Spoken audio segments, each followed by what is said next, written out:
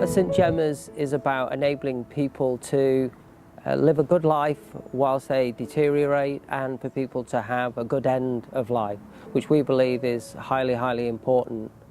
Over the past number of years, we've treated thousands of patients, and the sorts of patients that we would see are people who have got an advanced illness. So it could be cancer, but it could be heart failure or lung disease and many, many other diseases. And what we do is focus very much on what's important to those individuals and their family. We provide a holistic service. We do that with care and compassion. And we do that with a real mix of modern science and evidence as well. So we try and bring all of that together for the good of people. So I'd just like to introduce Beverley. Beverley's mum, Joyce, was cared for at St Gemma's a number of years ago, and this is her story. It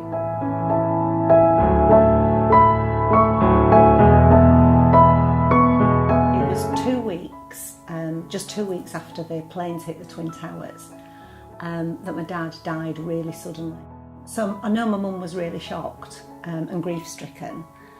And whilst we were spending quite a bit of time with her, dealing with all of those things, it became really apparent to myself and Peter, my husband, that things weren't quite right with her. She was quite forgetful, she got quite confused, and she became quite clumsy as well. And subsequently, after a number of investigations, she was diagnosed with a secondary brain tumour. Really, I just wanted to help her. So she came to live with us, but clearly I needed some support, particularly psychologically. And that was when I was introduced to St Gemma's and the community support team.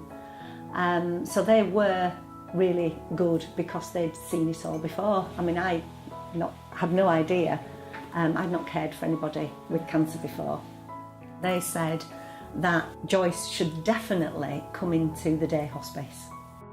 It'll be good for her, it'll be good for you. She was very keen to come in. I mean, I think she wanted to see some different faces as well. Yeah, she really enjoyed coming to the hospice because it's a really warm environment. Even the first time she came, she didn't feel out of place because people are so inviting and so warm. And that wasn't just the nurses, it was the support staff, and it was the other patients as well. It's hard to remember, but I'm pretty sure that it was after a visit to the day hospice that somebody suggested to me that she should come as an inpatient. I think they'd said, we think this has gone far enough now and perhaps she needs a bit more care than you, I suppose, given the circumstances of it being a family home with 2 young children. They said, I think she should come into the hospice. She did come into St Gemma's and she came in willingly. She had no resistance at all. It was me that was a bit worried about her coming in. She came in willingly.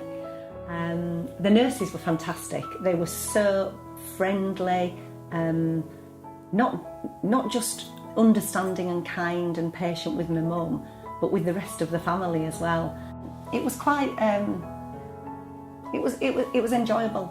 It was enjoyable to come. A key thing as well was that I was then able to become my mum's daughter again. I wasn't her carer. I'd started to become her carer, which I know lots of people are carers and I really admire them. It's not an easy job. But when she was here, I was able to think about nothing else apart from what I wanted to speak to her about and the conversations I wanted to have and all the things that I wanted us to talk about while we still had time to talk about them. And it meant that I was there and she just slipped away peacefully in the end, and I was holding her hand as she slipped away, and it was, and I think it was as she wanted it and as I wanted it.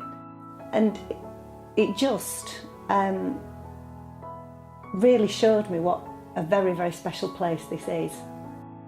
You know, they gave us a lot as well and helped us through what could have been a really horrendous time, but actually wasn't, was actually a lovely end to a lovely life, actually, really.